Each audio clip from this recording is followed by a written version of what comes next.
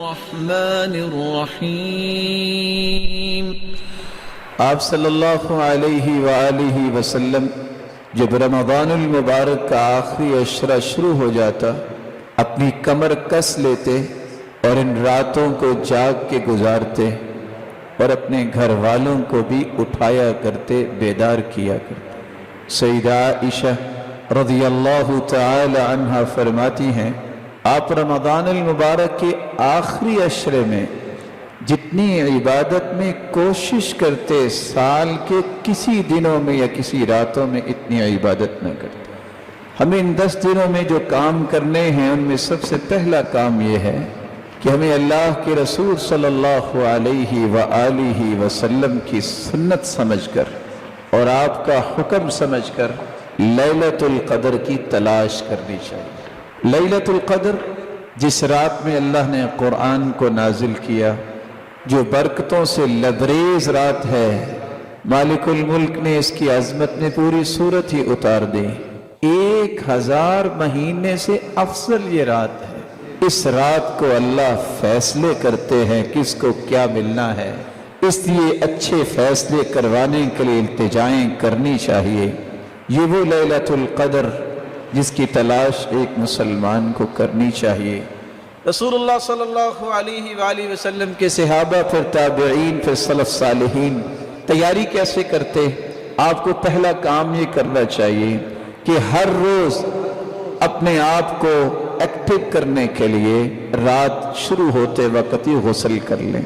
سلف صالحین ہر رات کو غسل کیا کرتے اور ان میں سے ایسے بھی تھے جو صرف غسل نہ کرتے بلکہ خوشبو لگاتے، اس امید سے کہ اللہ کے نورانی اور مقدس فرشتوں نے آنا ہے، تو ہمیں ایسی حالت میں ہونا چاہیے کہ ان کو کوئی تکلیف نہ ہو۔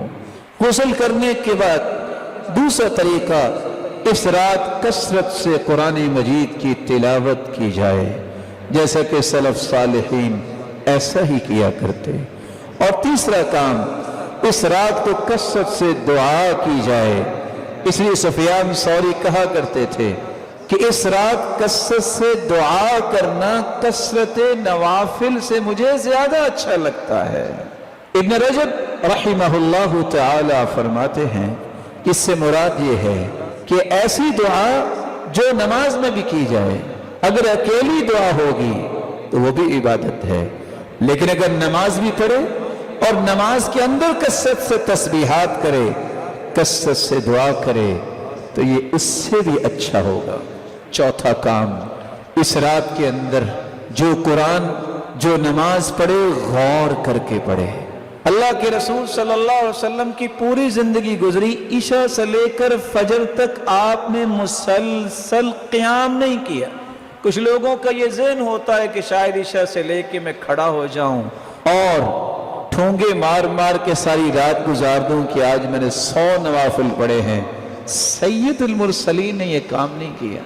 سید المرسلین نے جو کام کیا ہے اس قدر خوبصورت کیا ہے، لیکن تھوڑا کیا ہے کہ آپ اگر 11 رکعتیں بھی پڑھتے ہیں، 8 رکعتیں بھی پڑھتے ہیں، اس طرح دل لگا کے پڑھیں، غور کر کے پڑھیں، خشوع کے ساتھ پڑھیں کہ ادھر تمہاری زبان پہ یہ کلام جاری ہو، ادھر اللہ کی رحمتوں کا نزول جاری ہو جائے۔ اللہ ذوالجلال ہم سب کو توفیق سے نواز دے۔ اس رات کو کثرت سے صدقہ کرنا چاہیے، یہ 5واں کام ہے۔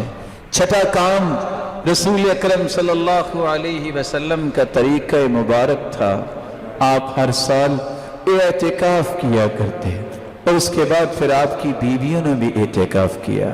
اعتکاف مرد ہو یا عورت ہو، اس کا مسجد میں ہی ہوتا ہے، اور اعتکاف کا مقصد یہ ہے اللہ کے ساتھ خلوت کے وہ اوقات تلاش کرنا، لوگوں سے کٹ کے، لوگوں سے الگ ہو کے اللہ ذوالجلال کے ساتھ گفتگو کرنا اور اس سے التجائیں کرنے کے اوقات کو استعمال کرنا۔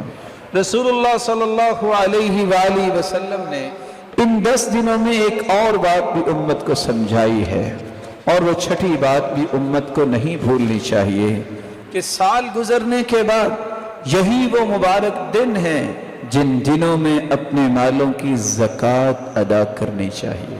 جو شخص زکوٰۃ دے دیتا ہے اس کا مال پاک ہو جاتا ہے، اس کے مال کے اندر صلاحیت پیدا ہو جاتی ہے بڑھنے کی، اس کا مال جو رہ جاتا ہے وہ درست ہوتا ہے، اللہ اس مال میں برکت کو نازل کر دیتے ہیں اور اس کو بڑھانا شروع کر دیتے ہیں۔ جو شخص زکوٰۃ دیتا ہے وہی مومن ہے، جو زکوٰۃ نہیں دیتا وہ مومن نہیں ہوتا، بلکہ کہا سچا مومن وہ ہے جو زکوٰۃ دیتا ہے۔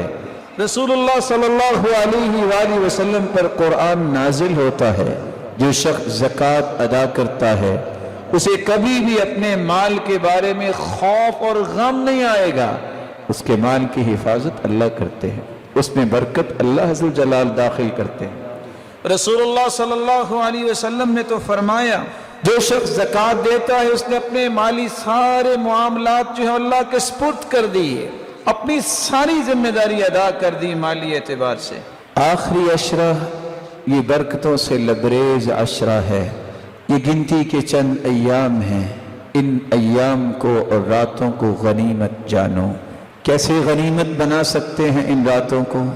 ان راتوں کا قیام کیجئے، کثرت سے قرآن پڑھیے، کثرت سے دعائیں کیجئے، کثرت سے صدقہ کیجئے اور قرآن مجید کو غور کے ساتھ پڑھیے، اور رسول اللہ صلی اللہ علیہ وسلم پر ایمان لانے والے کے لیے ضروری ہے کہ اگر وہ ابھی تک اپنے مال کی زکوٰۃ نہیں دے سکا تو زکوٰۃ ادا کرے۔